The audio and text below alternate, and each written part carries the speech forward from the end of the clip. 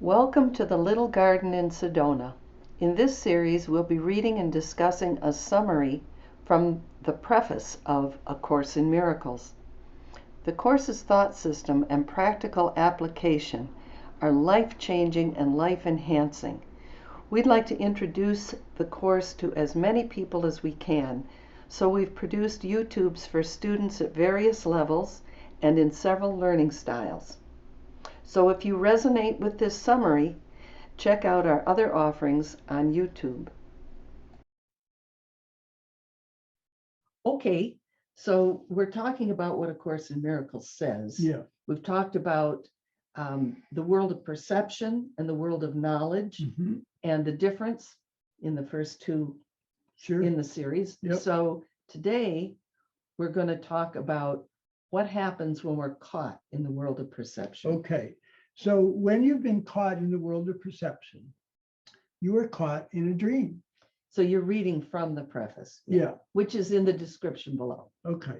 So another word for dream is illusion. Right. That's what he was saying, the realm of perception. It's an illusion.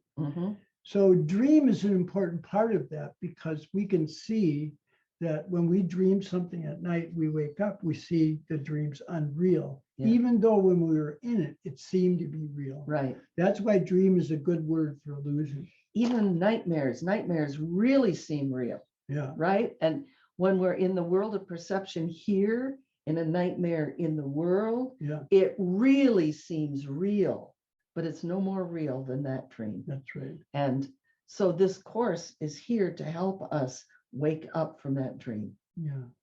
Wake up from it to a world of knowledge and reality through the help of the Holy Spirit. And you maybe have had this experience at night where you had a really terrifying dream and you wake up terrified. That doesn't happen in the Course. You wake up gently and lovingly, right, and gracefully. We're waking up. Oh, that was an illusion. That was a mistake. Oh, No I didn't understand that. I thought I understood, but it's a very gentle. It's just like, oh, okay, well, the cup's on the table over there. It's not over there. Simple dimple. Thank you for bringing that up. Yeah. Very much. And that's why the workbook is so helpful. Yeah. In training our minds. Right. It's like little by little application in our daily lives. Right. So that we change our thinking from the old thinking that just produces pain and a sense of imprisonment. Yeah. To a sense of creation and extension and loving and peace. Yeah. Yeah. And you can't emphasize the gentleness so much because it's not like this scolding voice that says, wake up, buddy. It's not like that right. at all. Right. All right, let me go on here. Yeah. Let's see. You cannot escape from the stream. You cannot escape without help because everything your senses show merely witnesses to the reality of the dream. And interestingly, our senses are part of the dream.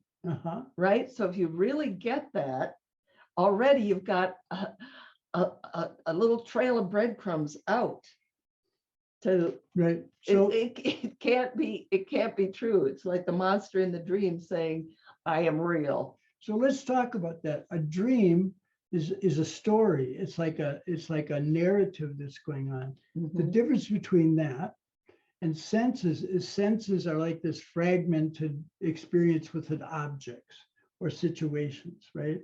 And so it's like this partial thing, but it's reinforcing the whole of the dream. It's reinforcing the false narrative. Yeah. Yeah. That's it. Okay. Okay, so God has provided the answer to waking up to this dream. God has provided the answer, the only way out, the true helper. And that is? It is the function of God's voice, His Holy Spirit, to mediate between the two worlds. And He can do this because while on the one hand, He knows the truth, on the other hand, He also recognizes our illusions, but without believing in them. Okay, so the Holy Spirit is a form of God, an expression of God. Let's put it that way. The Holy Spirit is in our minds, and we can call on the Holy Spirit for help when we are in any kind of conflict or pain. Yep. Because he is our helper. He Right. can, okay, so it says, it's the Holy Spirit's, it is the Holy Spirit's goal to help us escape from the dream. Mhm. It's like he's got the key to our little jail cell. Doesn't it feel like you're in jail when you're like caught in a conflict, or even like you identify with someone else who's in pain? It feels like there's no way out, Yeah. but there is a way out. And it's not in the dream, it's waking up from the dream or having a lucid dream, recognizing that we are dreaming and that the Holy Spirit can help us see this differently. Yeah, that's it.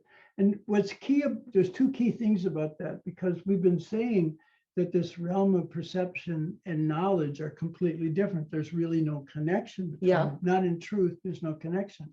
But here it's saying there is a connection if it's for that the Holy Spirit gave us. Right. And notice the key of how the Holy Spirit's perception is different than ours.